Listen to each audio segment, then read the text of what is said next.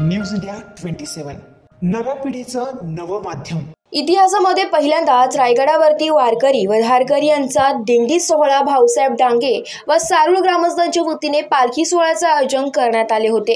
श्री क्षेत्र त्र्यंबकेश्वर ते श्री किल्ले रायगड पालखी सोहळा समिती या पालखीमध्ये वारकरी मोठ्या संख्येने सहभागी झाले होते। पालखी त्र्यंबकेश्वर येथून श्री किल्ले रायगडावरती महाराजांना अभिवादन करण्यासाठी गेलेली होती।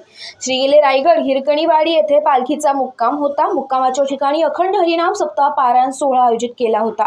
दिनांक 4 एप्रिल 2024 ते दिनांक 7 एप्रिल 2024 म्हणजेच गुरुवार ते रविवार या 4 दिवस अखंड हरिनाम सप्ताहाचे आयोजन व पालखीचे स्वागत करण्याचे आयोजन करण्यात आले होते। या अखंड हरिनाम सप्ताहात महाअन्नदान झाले। यातील सर्व अन्नदाते हे नाशिक जिल्ह्यातील सारोळ गावातील मावळे आहेत। समितीच्या वतीने या मावळ्यांचा सत्कार करण्यात आला। या पालखी सोहळा समिती सारोळ गावातील सर्व शिवभक्तांनी सहभाग घेतला होता। या गावातील मावळ्यांचे म्हणणे आहे की आपणच जर रायगडासाठी शिवकार्य करत राहिलो तर एक दिवस माझा रायगडावर वरती असा जगातला कोणीच मावळा नसेल की तो जाऊन आलेला नसेल। माणसाने मरणाच्या आधी एकदा तरी छत्रपती शिवरायांचा रायगड बघितला पाहिजे। रायगडावरील इतिहास हा सामान्यापासून तर असामान्य जनतेपर्यंत पोहोचलाच पाहिजे। त्याच्या माध्यमातून आम्ही श्री क्षेत्र त्र्यंबकेश्वर ते श्री किल्ले रायगड वारी वर्ष दुसरे चालू केलेली आहे। या वारी सहभागी झालेल्या प्रत्येक मावळा व फक्त आणि फक्त महाराजांचा गडकिल्ला बघण्यासाठी सहभाग नोंदवतात। छत्रपती शिवाजी महाराज आणि त्यांचा इतिहास काय होता हे रायगडवरती सहभागी झालेल्या प्रत्येक मावळ्याला समजतो।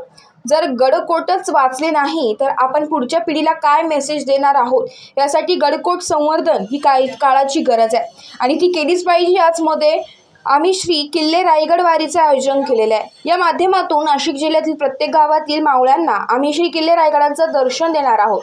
3 दिवसातील सप्ताहातील अन्नदाते हे अतिशय मनमिळावू आहे।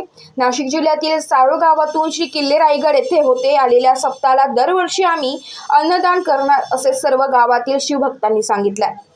शिवपुण्यतिथी निमित्त शिवरायांना मानवंदना करण्यासाठी मावळ्यांनी मोठी गर्दी केली होती। त्र्यंबकेश्वर ते श्री किल्ले रायगड वारी या समितीमार्फत एक दिवस असा येईल की महाराष्ट्रातील प्रत्येक गावातून वारकरी या रायगड वारीचा भाग घेईल। शिवजयंती तर अख्ख्या जगभर साजरी होते, परंतु माझ्या राजाची पुण्यतिथी साजरी मोठ्या प्रमाणात होत नाही।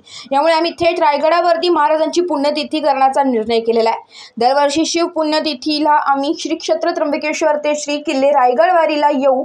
छत्रपती शिवराय यांची पुण्यतिथी सह्याद्रीचा सूर्य। छत्रपती शिवराय हे सह्याद्रीच्या डोंगरदऱ्यामधून आजही उगवत्या सूर्यासारखे रोज सकाळी त्यांच्या या मायभूमी या सह्याद्रीच्या कणाकणामध्ये असल्याची जाणीव होते। गेल्या 1.5 वर्षांपासून सह्याद्रीच्या डोंगरदऱ्या पायवारी करत राज्याचा पायांची धूळ म्हणून जगण्याच्या प्रयत्नात महाराजांचे आशीर्वाद आपल्या पाठीशी असल्याची जाणीव रोज या मनाला होते।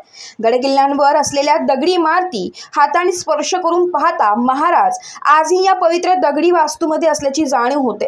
जोपर्यंत छत्रपती शिवाजी महाराज ही क्रांतीची राष्ट्रभक्तीची मशाल या होतकरू तरुण पिढ्यांनाच मनामध्ये पेटून राहील, तोपर्यंत शिवसूर्य दररोज या सह्याद्रीच्या खोऱ्यात जन्मासेल। महाराज कधीच तरी यातून या सेवकांच्या डोक्यावरून मायेचा हात फिरवाल अशा आशेत जगतो एक शिवभक्त। अशा प्रकारे श्री क्षेत्र त्र्यंबकेश्वर ते श्री किल्ले रायगड वारी पालखी सोहळा समितीच्या आयोजकांनी आपले मत व्यक्त केले।